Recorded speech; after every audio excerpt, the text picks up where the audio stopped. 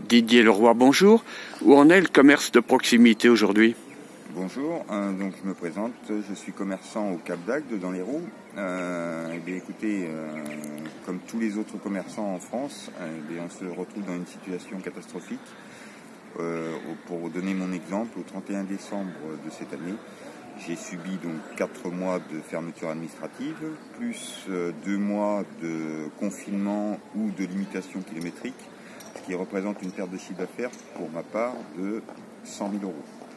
Sur ces 100 000 euros, malgré les effets d'annonce du gouvernement, en réalité, les aides que je vais toucher au niveau de mon entreprise, ça correspond à 5% de la perte de mon chiffre d'affaires.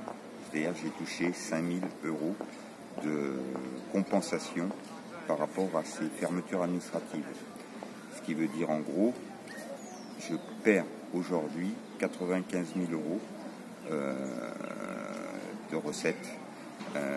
Là-dessus, il va falloir que je rajoute normalement, si je les touche, 10 000 euros pour le mois de novembre, mais ça me fera quand même, malgré tout, une perte quand même de 85 000 euros. Donc ce qui est énorme, c'est énorme, ce qui veut dire que si on n'a pas une assise au niveau de nos commerces, on va se retrouver dans une situation catastrophique. Et je pense, et je crains surtout, c'est que d'ici 2021, il y ait une abondance de dépôts de bilan, parce qu'on ne peut pas s'en sortir. On ne peut pas s'en sortir. Faut-il repenser le commerce de proximité? Alors le commerce de proximité, c'est bien. Le gouvernement aujourd'hui nous demande de nous digitaliser. Sauf que si on se digitalise tous, on va perdre le commerce de proximité, parce que les gens iront sur Internet, commanderont sur Internet, il n'y aura plus aucune relation client-commerçant dans nos commerces, puisqu'ils achèteront par Internet. Donc je vois vraiment pas l'intérêt tous de se digitaliser. Qui plus est, aujourd'hui on se retrouve dans un gouffre financier, et on nous demande d'investir dans ce type de produit. Aujourd'hui, le coût, c'est 4 000 euros. 4 000 euros, l'aide de l'État, c'est 500 euros. Ça veut dire qu'aujourd'hui, moi, pour ma part, je perds 85 000 euros, et on va me demander de mettre encore en plus 3 500 euros pour me digitaliser.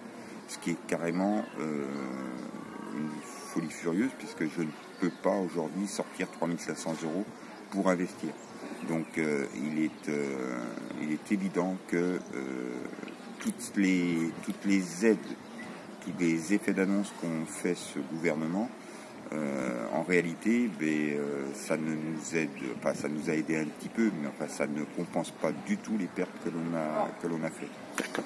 Et vous craignez donc des faillites en cascade? En 2021, c'est clair que malgré ce que les chambres de commerce disent, il est évident que des dépôts de bilan, il va y en avoir, mais en cascade. Il va y en avoir en cascade. Comment voulez-vous qu'une entreprise s'en sorte quand on perd 40, 50, 60, 70 000 euros de chiffre d'affaires? Il faut payer les fournisseurs, il faut payer nos charges fixes, parce que c'est un cercle vicieux. Si vous ne payez pas vos fournisseurs eux aussi déposent le bilan, ce qui est déjà le cas. Moi pour ma part, j'ai 9 fournisseurs. Sur les 9, j'en ai déjà 2 qui ont déposé le bilan. Donc c'est clair que c'est une crise sanitaire, et puis surtout une crise économique. C'est certain qu'en 2021, il va y avoir une casse énorme. Monsieur Leroy, merci.